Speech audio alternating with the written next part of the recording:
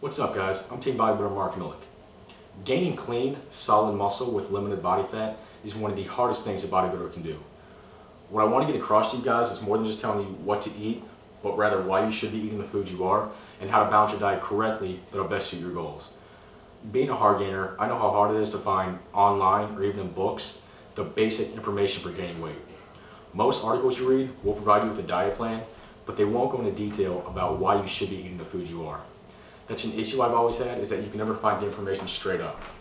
You really have to look hard to find the information about gaining weight, and once you find it, you have to depict the correct information from the wrong. That's why I wanted to make a video that provides all the basic but necessary information to gaining weight, and not just a diet plan. Now, there is no such thing as a perfect diet, contrary to what some people may believe. You really have to create a diet based on your goals, fitness level, body type, etc., etc. One of the biggest mistakes I think most beginners make is they think all they need to do is consume an excessive amount of protein, calories, and carbs and have virtually no fat in their diet, and they'll gain the weight they want. I fell into that habit myself as a beginner and followed that type of dieting all the way up through my sophomore year. There's a balance to a weight gain diet, and it's more than just about consuming calorie-packed foods. Well, for those of you guys who saw my very first videos, Mark Millich discusses training parts 1, 2, and 3. You probably heard me discuss what was my current diet. At that time, I was taking weight gain supplements. Those did virtually nothing for me. The weight gain supplements would replace my breakfast, and I would again drink it as a post-workout meal. At the time I was taking them, I thought they were working for me and thought I was putting on weight. It wasn't until I took a look at my progress at the end of my sophomore year that I realized I put on virtually no weight, but it really just increased my body fat. I began my sophomore year around 165 pounds and ended it around 173 pounds. Now, I gained some muscle mass, of course. I was working hard enough to where I was going to gain some muscle, whether or not my diet was perfectly balanced or not. But obviously, I didn't gain that much. The main thing weight gain supplements did for me was make me nauseous and sluggish. When I was taking them, I would have virtually zero energy throughout the day, and I would actually feel sick for several hours after taking a weight gain supplement. And it did affect my workouts, trust me. I'd walk in the gym, and it was really just a battle just to get through my training. I kind of thought it was just something that bodybuilders had to go through, but trust me, it's not. I'm not discrediting supplements, but if you take them, you really have to be sure you're using them appropriately.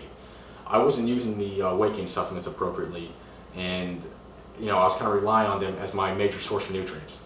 Now, I wouldn't say it was the weight gain supplements necessarily that was depleting my energy, but I'm sure that had something to do with it. Protein/weight gain supplements should be used only when necessary. You got to remember that the protein in supplements are synthetic protein, so you really don't want to rely on it as your major source for your nutrients. Some supplements like fish oil are really good to have, though, because the fish contain polyunsaturated fat, which should be making up about 2/3 of your fat intake. The main supplement I do take now are the occasional protein shakes, but even those need to be used lightly. I'll get into those a little later, along with fish oil and things like that. Basically, before I actually introduce my diet, I want to explain to you guys the type of nutrients your body intakes and what they do for you. I think this will help, so when I actually show you guys my diet, you'll have an understanding of why I'm eating the foods I am. Basically, I'm going to start with the 3 main nutrients your body intakes. The main ones called macronutrients. These are your plain and simple carbs, proteins, and fats. Now, carbs are the body's primary source of energy, but not all carbs are the same. Carbs are actually measured by a system called the glycemic index, or fast and slow acting carbs, or simple and complex. This basically measures how fast the carb is digested, absorbed, broken down, etc., etc. Fast acting carbs have a high glycemic index, which means the carb is broken down slowly, which means the carb is broken down quickly, so the energy is released to your body real quick. Slow acting carbs have a low glycemic index, which means the energy from the carb is released over a longer, steadier period of time. Carbs also prevent the body from burning excessive protein for energy, so just keep that in mind. The next nutrient is protein. Most people know that protein is used by the body to repair, maintain, and build muscle, but your body can't actually use the protein unless all the proper amino acids are there. Your body produces some of these, but you have to get the others, called essential amino acids, from the foods that you eat. Most of the foods you should be eating should contain complete proteins, foods like eggs, fish, chicken, steak, foods like that. So you should be good in that case, so just keep that in mind, guys. And that leaves fats, probably one of the most overlooked nutrients. You gotta remember that just like carbs, not all fats are the same.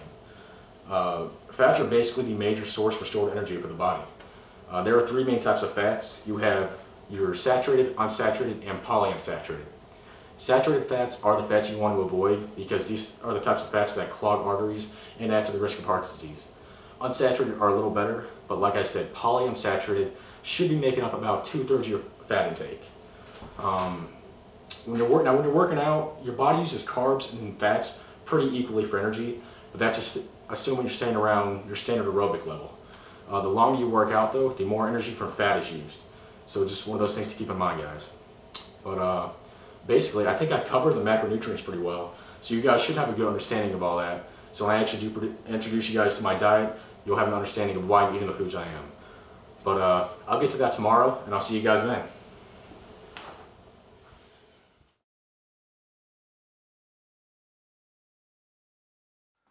Alright guys, just woke up. It's about 9 o'clock.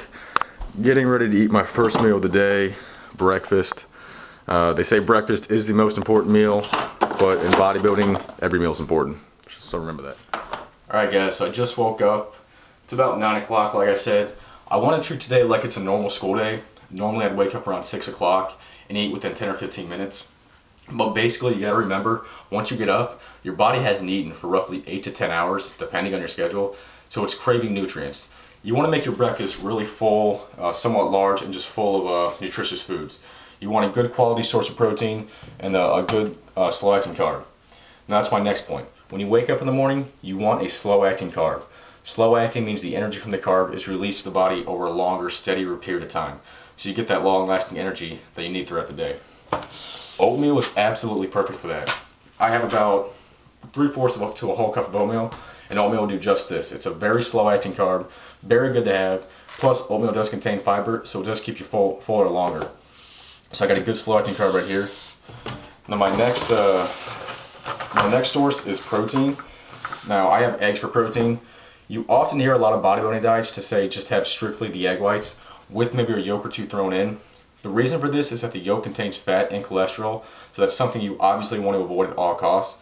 The yolk actually contains just as much protein as the egg whites do, but like I said, because of the fat level and the cholesterol, you do want to be careful with that.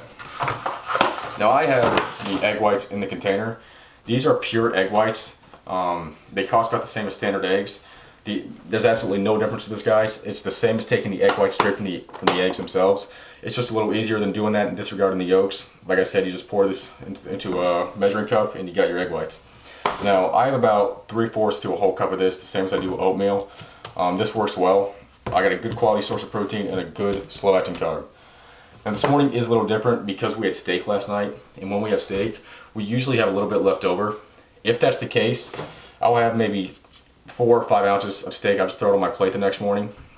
Now guys, steak is hard to digest, plus it would get rather expensive, so you shouldn't be doing this every day. Like I said, I do it once or twice a week if I'm lucky. Steak's hard to digest, so even if you can't have it every day, doesn't mean you should. You should stick to something like eggs as your main source of protein. This is my main source of protein, even when I'm not having steak.